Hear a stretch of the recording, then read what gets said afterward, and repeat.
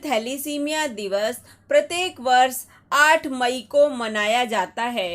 इस दिवस के आयोजन का उद्देश्य थैलीसीमिया रोग के प्रति लोगों को जागरूक करना है। विश्व थैलीसीमिया दिवस की स्थापना विश्व स्वास्थ्य संगठन द्वारा की गई थी। थैलीसीमिया एक आनुवंशिक रोग है जिसमें शरीर में रक्त की कमी हो जाती है। माता पिता या दोनों में से किसी एक को अगर यह समस्या होती है तो शिशु को थैलीसीमिया हो सकता है। डॉक्टरों के अनुसार इस रोग से बचाव बेहद आसान है। थैलीसीमिया के लिए जागरूक रहने की आवश्यकता है। इसकी रोकथाम के लिए राष्ट्रीय स्तर पर कार्यक्रम चलाने की आवश्यकता है। संपूर्ण विश्व में थैलीसीमिया से ग्रसित लोगों की मदद के लिए विश्व थैलीसीमिया दिवस मनाया जाता है। इस दिन अनेक गतिविधियां आयोजित की जाती है। विभिन्न स्वास्थ्य संगठनों एवं गैर सरकारी संगठनों द्वारा जगह जगह थैलीसीमिया के प्रति जागरूकता के लिए गोष्ठियों का आयोजन किया जाता है। विशेषज्ञों द्वारा थैलीसीमिया के प्रति बच्चों को जागरूक करने के उद्देश्यों से विद्यालयों में प्रभावी गतिविधियां की जाती है। क्या है यह बीमारी? आमतौर पर हर सामान्य व्यक्ति के शरीर में लाल रक्त कणों की उम्र करीब 120 दिनों की होती है, लेकिन थैलीसीमिया से पीड़ित रोगी के शरीर में लाल रक्त कणों की उम्र घटकर मात्र 20 दिन ही रह जाती। इसका सीधा असर व्यक्ति के हीमोग्लोबिन पर पड़ता है, जिसके कम होने पर व्यक्ति एनीमिया का शिकार हो जाता है और हर समय किसी न किसी बीमारी से ग्रसित रहने लगता है। थैलीसीमिया के प्रकार।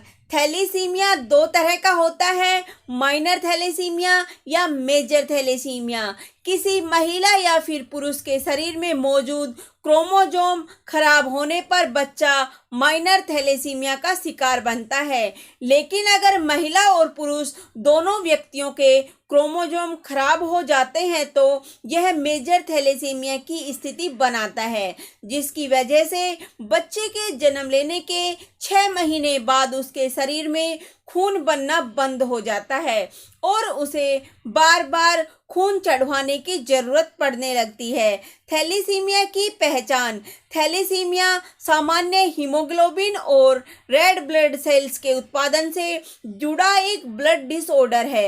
इस बीमारी में रोगी के शरीर में रेड ब्लड सेल्स कम होने की वजह से वो एनीमिया का शिकार बन जाता है, जिसकी वजह से उसे हर समय कमजोरी, थकावट महसूस करना, पेट में सूजन, डार्क यूरिन, त्वचा का रंग पीला पड़ सकता है। आनुवांशिक बीमारी है थैलेसीमिया। थैलेसीमिया एक आनुवांशिक बीमारी है जो परिवार में पीढ़ी दर पीढ़ी चलती रहती है। अगर किसी नवजात बच्चे को यह बीमारी हो जाए तो जीवन भर उसे इस बीमारी के साथ रहना पड़ेगा। माता पिता में से किसी एक को थैलेसीमिया है तो होने वाली संतान में भी इसके लक्षण दिखाई देंगे। ऐसे में गर्भवती महिलाओं को इसका खास ध्यान रखने की जरूरत होती है। थैलेसीमिया रोग से बचने के लिए माता पिता को डीएनए परीक्षण कराना अनिवार्य होता है, जिससे इस बीमारी पर नियंत्रण करना संभव हो पाए। भारत में हर साल 8 से 10 बच्चे थैलेसीमिया ग्रस्त पैदा होते हैं। एक शोध में बताया गया है कि भारत में हर साल लगभग 8 से 10 बच्चे ऐसे जन्म लेते हैं जो थैलेसीमिया रोग की चपेट में हैं। बच्चों में इसके लक्षण तब नजर आते हैं जब वो 6 से 18 महीने की उम्र के होते हैं।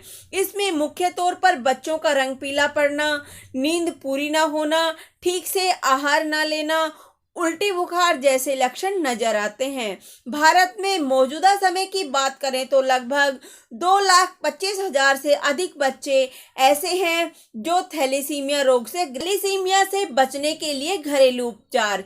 इस गंभीर रोग से होने वाले बच्चे को बचाने के लिए सबसे पहले शादी से पहले ही लड़के और लड़की की खून की जांच अनिवार्य कर देनी चाहिए। अगर आपने खून की जांच करवाए बिना ही शादी कर ली है तो गर्भावस्था के 8 से 11 हफ्ते के भीतर ही अपने डीएनए की जांच करवा लेनी चाहिए। माइनर थैलेसीमिया से पीड़ित व्यक्ति किसी भी सामान्य व्यक्ति की तरफ अपना जीवन जीता है। बिना खून की जांच करवाए कई बार तो उसे पता ही नहीं चलता कि उसके खून में कोई दोष भी है। ऐसे में अगर शादी से पहले ही पति पत्नी के खून की जांच करवा ली जाए तो काफी हद तक इस आनुवंशिक रोग से होने वाले बच्चे को बचाया जा सकता है। थैलीसीमिया का उपचार।